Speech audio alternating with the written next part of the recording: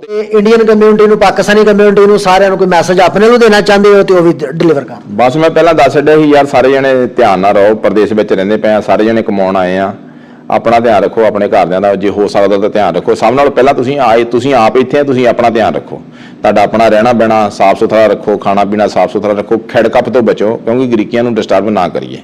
ਗਰੀਕੀਆਂ ਨੂੰ ਡਿਸਟਰਬ ਨਾ ਕਰਾਂਗੇ ਤਾਂ ਅਸੀਂ ਦੇਸ਼ ਵਿੱਚ ਲਈ ਸੇਫ ਹਾਂ। ਜੇ ਤੁਸੀਂ ਗਰੀਕੀਆਂ ਨੂੰ ਡਿਸਟਰਬ ਕਰਦੇ ਆ ਤਾਂ ਸਮਝ ਲਓ ਸਾਰੇ ਡਿਸਟਰਬ ਹੈ, ਅਸੀਂ ਵੀ ਡਿਸਟਰਬ ਹਾਂ ਤੇ ਤੁਸੀਂ ਡਿਸਟਰਬ ਹੈ।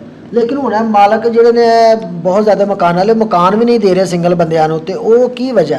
ਹਾਂਜੀ ਬਿਲਕੁਲ ਜੀ ਸੀਪ ਜੀ, ਜਿੰਨਕਾ ਹੀ ਜਾਣੀ ਕਿ ਆਪਾਂ ਕਹੀਏ ਵੀ ਜਾਣੀ ਕਿ ਇਕੱਲਾ ਸਾਡੇ ਬਾਹਰਲੇ ਬੰਦਿਆਂ ਦੇ ਰਾਚੀ ਸਕੋ ਨਹੀਂ ਹੈਗਾ, ਜਾਣੀ ਕਿ ਵੀ ਹਾਂ ਗਰੀਕੀ ਦਾ ਮਕਾਨ ਹੈ ਤੇ ਮਕਾਨ ਨਹੀਂ ਦੇ ਰਿਹਾ।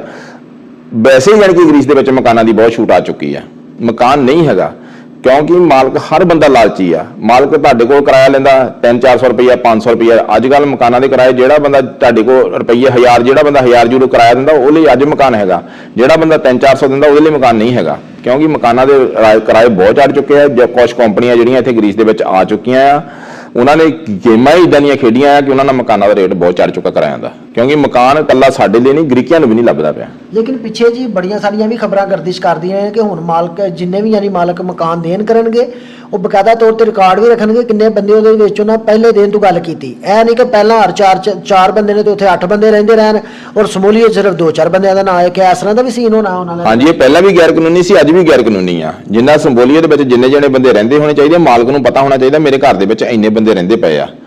ਪਹਿਲਾਂ ਵੀ ਇਹ ਗੱਲ ਸੀ, ਲੇਕਿਨ ਹੁਣ ਥੋੜਾ ਜਿਹਾ ਮਾਲਕ ਸਖਤੀ ਨਾਲ ਲੈਣ ਲੱਗ ਪਿਆ, ਕਿਉਂਕਿ ਸਰਕਾਰ ਵੀ ਉਹਨਾਂ ਨੂੰ ਸਖਤ ਨਾਲ ਕਹਿੰਦੀ ਪਈ ਆ ਵੀ ਹਾਂ ਤੇਰੇ ਘਰੋਂ ਮੈਨੂੰ ਗੈਰ ਕਾਨੂੰਨੀ ਬੰਦਾ ਲੱਭ ਗਿਆ ਤੇ ਮੈਂ ਤੁਹਾਡੇ ਉੱਪਰ ਕੇਸ ਕਰੂੰਗਾ।